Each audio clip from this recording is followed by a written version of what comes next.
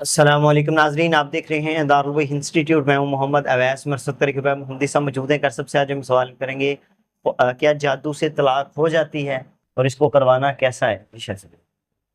102 number آیت ہے جی سورہ البقرہ کی۔ وعلیکم السلام ورحمۃ اللہ وبرکاتہ۔ بسم اللہ الرحمن الرحیم۔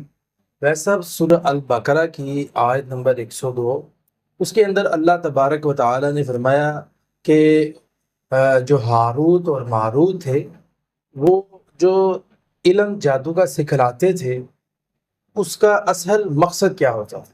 وما یفرقون به بین المرء والزوج، بیوی اور شوہر کے درمیان وہ علیحدگی اختیار کروانا چاہتے ہیں۔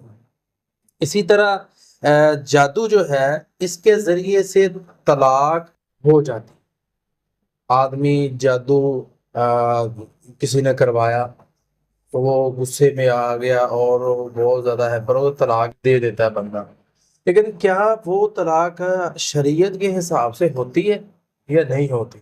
وہاں جا کے بندے کا دیکھنا پڑے گا کہ یہ اس لیول میں تو نہیں چلا گیا جس میں آدمی بالکل ہی اس کا ذہن کام کرنا چھوڑ جاتا ہے، کیونکہ ایک بات یاد رکھے، طلاق ہوتی ہے پورے ارادے کے ساتھ، اس کا ذہن ہو، ارادہ ہو، پھر بندہ طلاق دے تو ہوتی ہے۔ ایک بندہ عام غصے میں آ گیا، غصے میں آ کے اس نے طلاق دی، پھر بھی ہو جاتی ہے۔ آدمی مینٹل ہو گیا جادو کے ساتھ، پھر طلاق دے، پھر نہیں ہوتی۔ اور اسی طرح طلاق جو ہے وہ، اس کا کیا جادو کا علاج ممکن ہے؟ ہاں، جادو علاج ہو سکتا ہے اس کا۔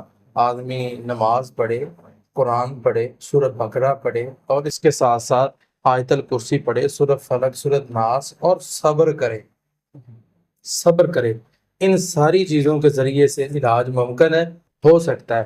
اور آخری چیز 5 نمبر پر، اللہ تعالیٰ پر توکل کرے۔ اصل چیز ہے اللہ پر بھروسہ۔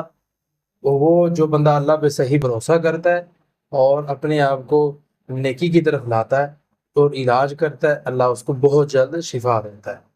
ورنہ جو اللہ پہ بھروسہ نہیں کرتا، کوئی تعویذ پہ بھروسہ کرتا ہے، کوئی جناب کہتا ہے جی یہ کر لو وہ کر لو، ان چیزوں پہ بھروسہ کرتا ہے تو پھر فائدہ نہیں ہوتا۔ اصل چیز ہے اللہ پہ توکل۔ بہترین صدقہ جاریہ حاصل کرنے کے لیے اس ویڈیو کو لائک کریں، شیئر کریں اور کامنٹ کریں۔